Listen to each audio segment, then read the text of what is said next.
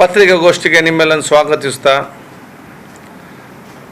ನಮ್ಮ ಜೊತೆಯಲ್ಲಿ ಹಿರಿಯ ನಾಯಕರು ಮಾಜಿ ಸಚಿವರಾದಂಥ ಅಭಯ್ ಚಂದ್ರ ಜೈನ್ ಅವರು, ಹಿರಿಯ ನಾಯಕರು ಮಾಜಿ ಶಾಸಕರಾಗಿರುವಂಥ JR ಲೋಬರ್ ಅವರು, ಮಂಗಳೂರು ಮಹಾನಗರ ಪಾಲಿಕೆಯ ಪ್ರತಿಪಕ್ಷದ ನಾಯಕರಾಗಿರುವಂತಹ AC ವಿನಯರಾಜ್ ಅವರು, DCG ಪದಾಧಿಕಾರಿಗಳಂಥ ಸಂತೋಷ್ ಶೆಟ್ಟಿ. ಕರ್ನಾಟಕ ರಾಜ್ಯ ಆದೇಶ ಮಾಡಿದಂಥ ಲಾಕ್ಡೌನ್ ಒಂದು ಗೊಂದಲದ ಶಿಶು ಆಗಿದೆ. ಜನರಿಗೆ ಒಟ್ಟಾರೆ ಒಂದು ಗೊಂದಲ, ಸ್ಪಷ್ಟತೆ ಇವತ್ತು ಈ ಲಾಕ್ಡೌನಲ್ಲಿ ಇಲ್ಲ.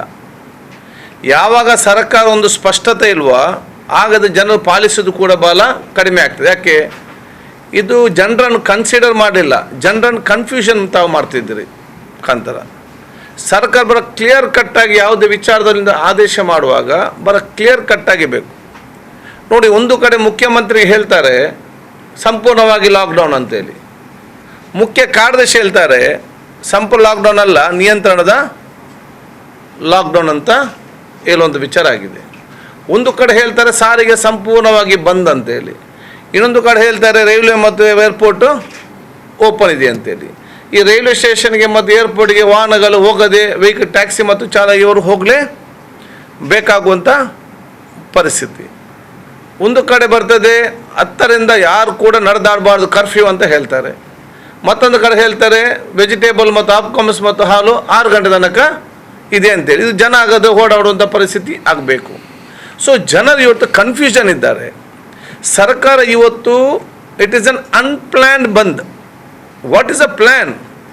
ನಾವು ಜನರ ಪರವಾಗಿ ನಾವು ಕೇಳ್ತೇವೆ, ನೀವು ಹೇಳಿದ ಎಲ್ಲವನ್ನು ನಾವು ಜನ ಪಾಲಿಸ್ತಾರೆ, ಆದರೆ ನಿಮ್ಮ ಪ್ಲ್ಯಾನ್ ಏನು? ಕಳೆದ 14 ದಿವಸ ಈ ಬಂದ್ ಕರ್ಫ್ಯೂ ಅಂತ ಮಾಡಿ ಜನರನ್ನು ಮನೆಯಲ್ಲಿ ಒಳಗಡೆ ಕೂತ್ಕೊಳ್ಳಿಸಿ ಆದದ್ದೇನು? ಚಾಮರಾಜನಗರದಲ್ಲಿ 24 ಜನ ಆಕ್ಸಿಜನ್ ತೀರಿ ಹೋದದ್ದಲ್ಲ? ಏನೇ ಅದಲ್ಲಿ ವೆಂಟಿಲೇಟರ್ ಜಾಸ್ತಿ ಮಾಡಿದ್ರಾ? ಆಕ್ಸಿಜನ್ ರಾಜ್ಯದಲ್ಲಿ ಜಾಸ್ತಿ ಆಗಿದೆಯಾ? ಬೆಡ್ ಜಾಸ್ತಿ ಆಗಿದೆಯಾ? ಸೊ ಜನ ಇವತ್ತು ಜನರನ್ನು ನೀವು ಒಳಗಡೆ ಕೂತ್ಕೊಳ್ಳಿಸಿ ನಿಮ್ಮ ಪ್ಲ್ಯಾನ್ ಏನಂತೇಳಿ ಜನರಿಗೆ ಹೇಳಿ. ನೀವು ಈ ಟೈಮಲ್ಲಿ ಏನು ಮಾಡ್ತೀರಿ? ಈ ರೋಗವನ್ನು ಪ್ರಿವೆಂಟ್ ಮಾಡಲಿಕ್ಕೆ ನೀವು ತೆಕ್ಕೊಳ್ಳುವಂಥ ಕ್ರಮವೇನು? ವೆಂಟಿಲೇಟರ್ ಆಕ್ಸಿಜನ್ ಇದ್ದ ರೋಗ ಬಂದು ಒಂದು ಸಾಯುವ ಪರಿಸ್ಥಿತಿಗೆ ಆಗುವಾಗ ಇದು ಸಿಕ್ಕುವಂಥದ್ದು. What is your plan to prevent ಈ ಬಂದ ಟೈಮಲ್ಲಿ? ಅದನ್ನು ಬರೋ ಸ್ಪಷ್ಟತೆಯಿಂದ ಸರ್ಕಾರ ಇವತ್ತು ಹೇಳಬೇಕು. ನೀವು ಬಂದ್ ಮಾಡಿ ನಾವು ಜನರಿಗೆ 2ನೇ ತಾರೀಕಿಗೆ ವ್ಯಾಕ್ಸಿನೇಷನನ್ನು ಮನೆಗೆ ಹೋಗಿ ನಾವು ಪ್ರಾರಂಭ ಮಾಡ್ತೇವೆ ಅಂತ ಹೇಳಿ ಸ್ಪಷ್ಟವಾದ ಸಂದೇಶ ಕೊಡಿ. ನೀವೆಲ್ಲ ಮನೆಯಲ್ಲಿ ಕೂತ್ಕೊಳ್ಳಿ, ಹೊರಗೆ ಬರಬೇಡಿ, ನಾವು ನಿಮಗೆ ಎಲ್ಲ ವ್ಯಾಕ್ಸಿನೇಷನ್ ನಿಮ್ಮ ಮನೆಗೆ ಬಂದು ಅದಕ್ಕೆ ಮಾಡ್ತಾರೆಂಬ ಆ ಒಂದು ವ್ಯಾಕ್ಸಿನೇಷನ್ ಚಾಲನೆ ಕೊಡಿ. ಅದು ಮಾತ್ರ ಪ್ರಿವೆಂಟ್ ಆಗಲಿಕ್ಕೆ ಸಾಧ್ಯ. ಇವತ್ತು ರಾಜ್ಯ ಸರ್ಕಾರ ಮತ್ತು ಕೇಂದ್ರ ಸರ್ಕಾರ ದೇಶದ ಮತ್ತು ರಾಜ್ಯ ಜನತೆ ಕೊಡಬೇಕು ವ್ಯಾಕ್ಸಿನೇಷನ್. ಇದರಲ್ಲಿ ದೇಶ ಮತ್ತು ರಾಜ್ಯ ಯಾಕೆ ಇವತ್ತು ವಿಫಲವಾಗಿದೆ? ಯಾಕೆ we have failed in vaccination? Indira Gandhi ಅವರು ಸಿಡಿಬು ರೋಗ ದೇಶದಲ್ಲಿ ನಿರ್ಮೂಲನೆ ಮಾಡಬೇಕಂತ ಹೇಳಿ ನಾವು ಪುಸ್ತಕದಲ್ಲಿ ಓದಿದ್ದು. 7-8 ನಮ್ಮ ಈ ಹೆಲ್ತ್ ಸೆಕ್ಟರ್ ನಮ್ಮ ರಿಸರ್ಚ್ ಕಂಪನಿಗೆ ಅನುದಾನ ಕೊಟ್ಟು ಮದ್ದು ತಯಾರಿಸಿ ಇಡೀ ದೇಶಕ್ಕೆ ಕೊಡೋ ವ್ಯವಸ್ಥೆ ಆಯಿತು. ಕೇಂದ್ರ ಸರ್ಕಾರ ಉತ್ತರ ಕೊಡಬೇಕು, ಈ ಕೋವಿಡ್ ವ್ಯಾಕ್ಸಿನ್ ತಯಾರಿಕೆಗೆ ನೀವು ಎಷ್ಟು ದುಡ್ಡನ್ನು ಕೊಟ್ಟಿದ್ದೀರಿ, ಎಷ್ಟು ದುಡ್ಡನ್ನು ಕೊಟ್ಟು ಇದು ನಮ್ಮ ದೇಶದ ಹಕ್ಕಂತ ತಾವು ಮಾಡಿದಿರಿ. ನೀವು ವ್ಯಾಕ್ಸಿನೇಷನ್ ಪ್ರೊಡಕ್ಷನ್ ಕಂಪನಿಗೆ, ರಿಸರ್ಚ್ ಕಂಪನಿಗೆ ನಯ ಪೈಸೆ ಕೊಡಲಿಲ್ಲ. ನೀವು ನಯ ಪೈಸೆ ಕೊಡದ ನಂತರ ಅವ್ರು ಯಾಕೆ ನೀವು ಹೇಳ್ದಾಗಿರ್ತಾರೆ?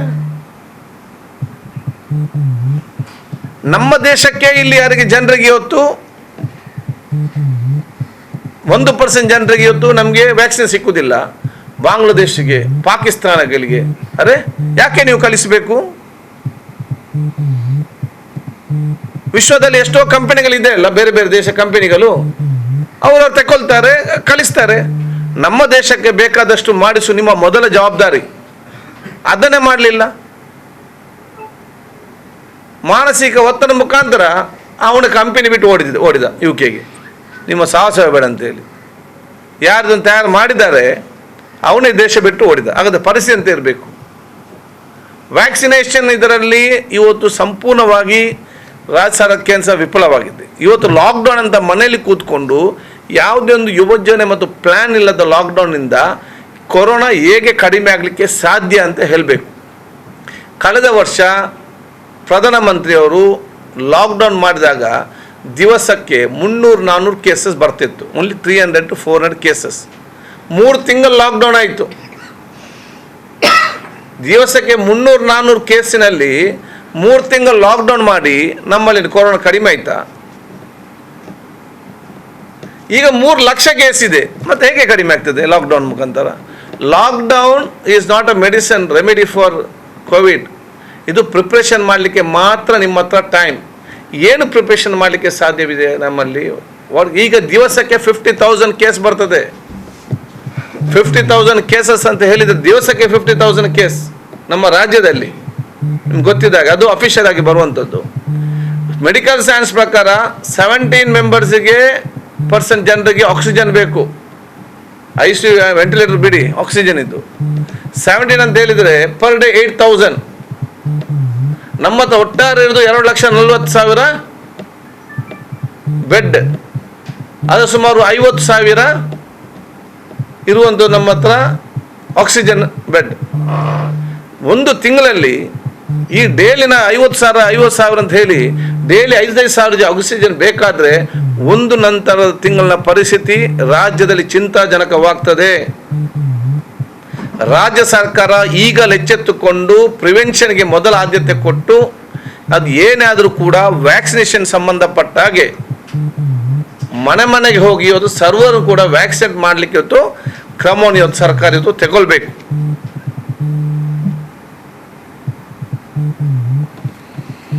ಇದರ ಜೊತೆಯಲ್ಲಿ ಜನಸಾಮಾನ್ಯ ಮನೆಯಲ್ಲಿ ಕೂತ್ಕೊಳಿಸಿದಾಗ ಅವ್ರು ಕೇಳ್ತಾರೆ, ಬದುಕಬೇಕಲ್ಲ, ಎಷ್ಟು ಯಾರ ಇವತ್ತು ಬೇಡಲಿಕ್ಕೆ ಸಾಧ್ಯ? ಸರಿಯಾದ ಒಂದು ಕಿಟ್ಟನ್ನು ವಿತರಿಸಬೇಕು. ಆಹಾರದ ಕಿಟ್ ಅದು APL BPL ಅಂತ ಪ್ರತಿಯೊಂದು ಮನೆಗೂ ಕೂಡ ಯಾರಿಗೆ ಬೇಕು ಅಂತ ಪ್ರತಿಯೊಬ್ಬರಿಗೂ ಕೂಡ ಗೌರವಪೂರ್ವಕವಾದ ಒಂದು ಕಿಟ್ಟನ್ನು ಬಹುಶಃ ಇಡೀ ವರ್ಷ ಪೂರ್ತಿ ಯಾರು ಕೇಳ್ತಾರ? ಯಾವಾಗ ಬಂದಿರ್ತಾರೆ ಆಗ ಕೇಳುವಂಥದ್ದು. ಅದನ್ನು ವಿತರಿಸಲಿಕ್ಕೆ ಕ್ರಮ ತಗೊಳ್ಬೇಕು. ಕೇರಳ ಸರ್ಕಾರಕ್ಕೆ 1.5 ವರ್ಷದಿಂದ ನಿರಂತರವಾಗಿ ಪ್ರತಿ ತಿಂಗಳು ಎಲ್ಲ 6 ದಿನ ವಸ್ತುಗಳ ಕಿಟ್ಟನ್ನು ವಿತರಿಸಲಿಕ್ಕೆ ಆ ಸಣ್ಣ ರಾಜ್ಯಕ್ಕೆ ಇವತ್ತು ಆಗುವುದಾದರೆ 1.5 ವರ್ಷದ ನಮಗೆ ಇವತ್ತು ಯಾಕೆ ಒಂದು ತಿಂಗಳಿಗೆ ಮಾಡಲಿಕ್ಕೆ ಯಾಕೆ ಆಗುವುದಿಲ್ಲ? ನೀವು ಜನರ ಬಗ್ಗೆ ನೀವು ಒಂದು ಸ್ವಲ್ಪ ಮಟ್ಟದ ಆಲೋಚನೆ ಇದ್ದರೆ ಇವತ್ತು ಈ 1 ತಿಂಗಳ ಮಟ್ಟಿಗೆ ಕರೆಂಟ್ ಬಿಲ್ ಮತ್ತು EMI ಬಿಲ್ ಯಾರ್ದು ದುಡ್ಡಿಲ್ಲ ಜನಸಾಮಾನ್ಯ ಜೊತೆಯಲ್ಲಿ. ಕರೆಂಟ್ ಕಟ್ಟದೆ ನಾವು ಕಟ್ ಮಾಡ್ತೇವೆ. ಬ್ಯಾಂಕಿನ ದಿವಸಕ್ಕೆ 10 ಸಲ ಫೋನ್ ಮಾಡೋದು.